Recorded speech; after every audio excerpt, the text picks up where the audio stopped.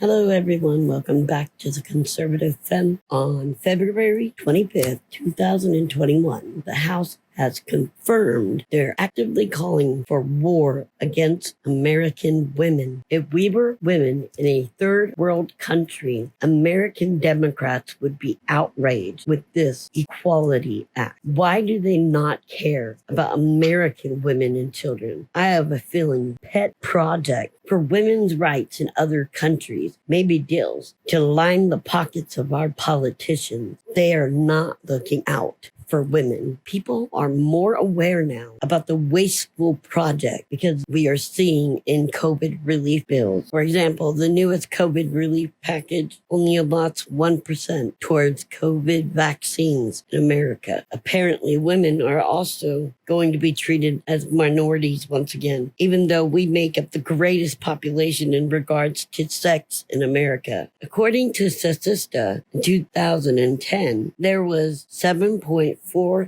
million more women than men in America. In regards to the population of trans persons, UCLA Williams Institute states only 1.4 million people identify as transgendered, which has bio-females transitioning to male, outnumbering the other. This bill is called H.R. 5, and it's amending the Equality Act. This bill prohibits discrimination based on sexual orientation and gender identity in areas including public accommodations and facilities, education, federal funding, and it states, amending the previous Equality Act, this bill prohibits discrimination based on sex, sexual orientation, and gender identity in areas including public accommodations and facilities, education, federal funding, employment, housing, credit, and the jury system. Specifically, the bill defines and includes sex, sexual orientation, and gender identity among the prohibited categories of discrimination or segregation.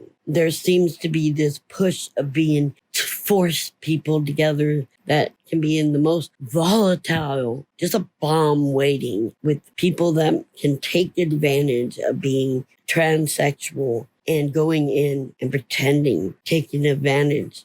I mean, there's this push of putting opposite sexes together, and it can destroy little girls' lives.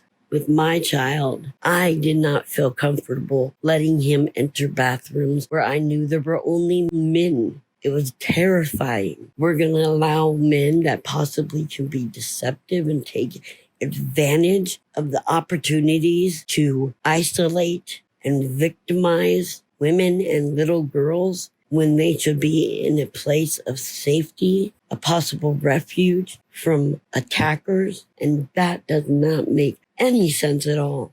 How this push is mostly about bathroom use, because everything else on this list, they were already achieving just by the 14th Amendment. We keep putting more laws, we keep changing things, we keep amending things when it's already written.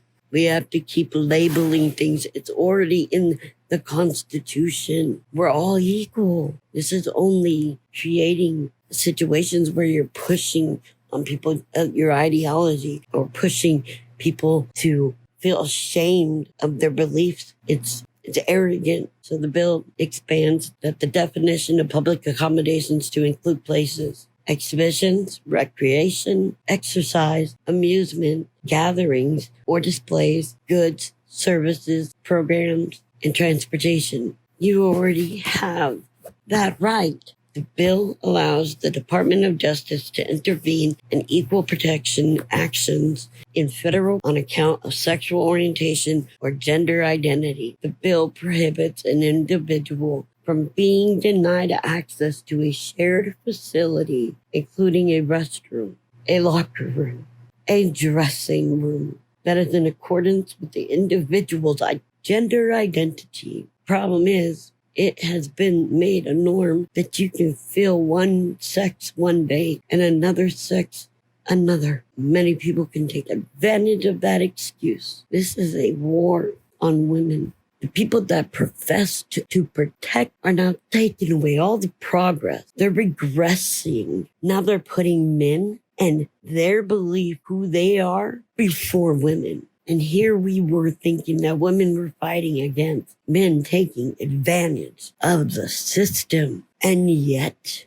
we have women foolishly, blindly leading down this path of self-righteous social justice. So let's talk about this article. From The Federalist, we have an article written by Christopher Bedford on February 25th, 2021. Blessings of Liberty. How the Equality Act viciously attacks Christians' freedom, society, sex, and you. According to the Equality Act, religious nurses, doctors, and hospitals unwilling to kill an unborn child or perform a sex change surgery could be legally discriminating. He goes on to write, following this Equality Act, a Catholic priest I know asked me as I passed on the icy sidewalk early Sunday afternoon. A bit, I answered. You can be sure anything that comes out of D.C. does the opposite of its name. Check it out today, he replied. It could pass as early as this week and is very, very troubling. The two of us went our ways, carefully navigating the icy brick back to the safety of our home. The monsieur was right, of course. He won't be safe if the Equality Act passes. He won't be safe in his home much longer, nor will women be safe in their sport, their restrooms and locker rooms, the nail salons they work in, nor even shelters from homelessness and abuse. The act, which the House is expected to pass for the second time in 9 months on Thursday, before sending it to a now Democratic Senate, opens up swinging on Christians as well as most religions, except for morality in marriage, sex, and identity. It would strike biological sex from the 1964 Civil Rights Act, replacing it with sexual orientation and gender identity, belief in traditional marriage. The act would legislate, example, of illegal discrimination. If the bill passes the Senate, our church parishes will become soft targets, while weak-kneed men like David French confidently celebrated the migration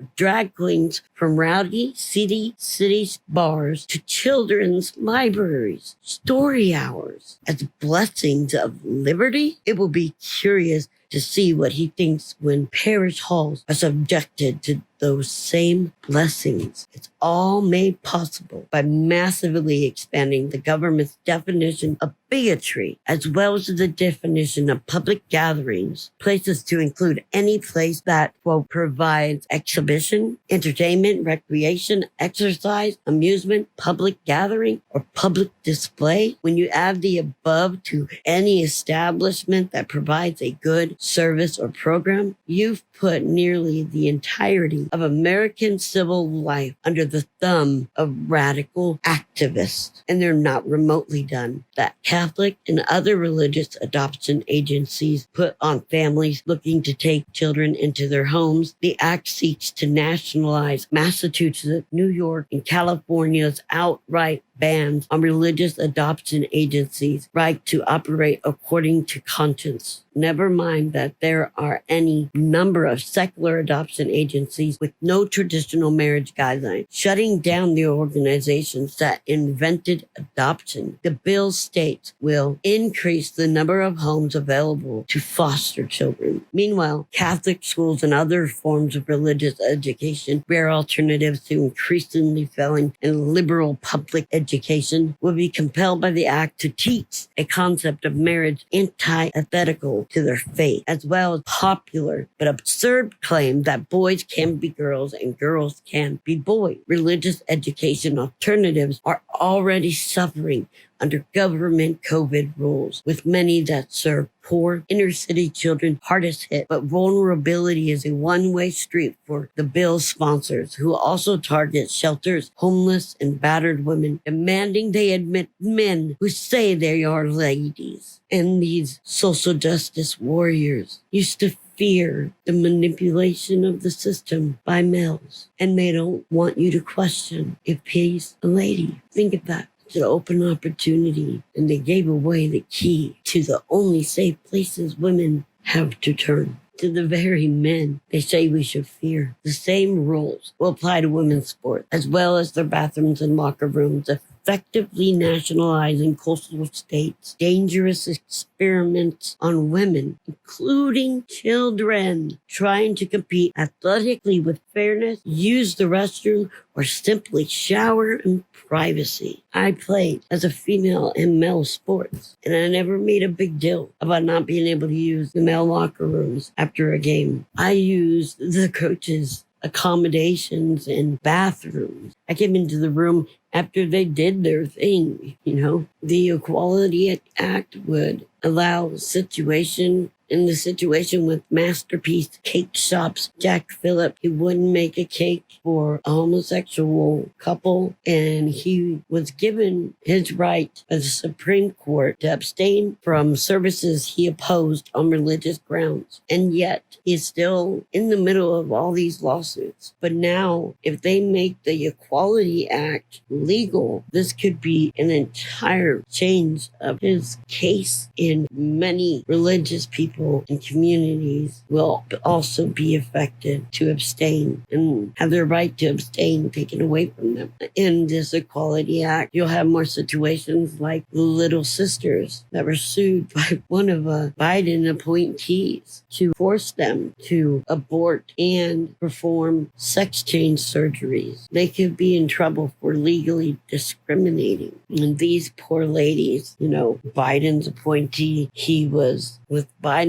at the helm to head the Department of Health and Human Services, Xavier Becerra. All the Little Sisters were able to beat back their antagonists, who were led by President Joe Biden's nominee to head the Department of Health and Human Services, Xavier Becerra. Keep an eye out on this person. He is dangerous. But using the 1993's Religious Freedom Restoration Act, this last line of defense would be useless against the Equality Act. You see, the Religious Freedom Restoration Act of 1993 states the act reads, shall not, which means that there is no other option. They cannot. Shall means they must, not may, but shall. Shall not provide a claim concerning or a defense to a claim under a covered title or provide a basis for challenging the application or enforcement of a covered title. Under the Equality Act, after all, American law is a tool to attack our freedoms of conscience, our religious freedom, our businesses, our schools, our families, our neighbors, our priests, and our churches. How dare anyone expect us to use the law to defend against it, while the act is nearly certain to pass the Democrat House of Representatives, which it already has. Its fate in the Senate is less assured. Americans must pay attention. Our society depends on it. You need to contact your senators immediately. Email them. If you think that this isn't serious, then you've been hiding under a rock. You should be angry. Truth is already written in stone. It's in our Constitution. Then all these amendments wouldn't be needed because everything is written right there in the Constitution. Right now, you've been through your First Amendment being attacked by media, social media, government. Now you're being attacked for your weapons. And once those are gone, you can kiss First Amendment, gone forever. And right now, the greatest way to weaken us, to make sure your First and Second Amendment is taken away, is by dividing us by identity politics and saying it's under the guise of upholding the 14th Amendment. You as an individual already have these liberties, regardless of your sex, regardless of who you are. Best way to destroy the 14th Amendment is to keep amending with more division. I will be sharing more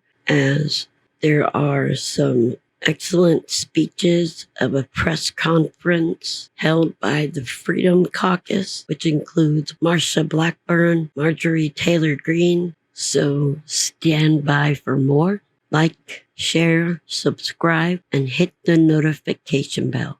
This is your conservative femme signing off.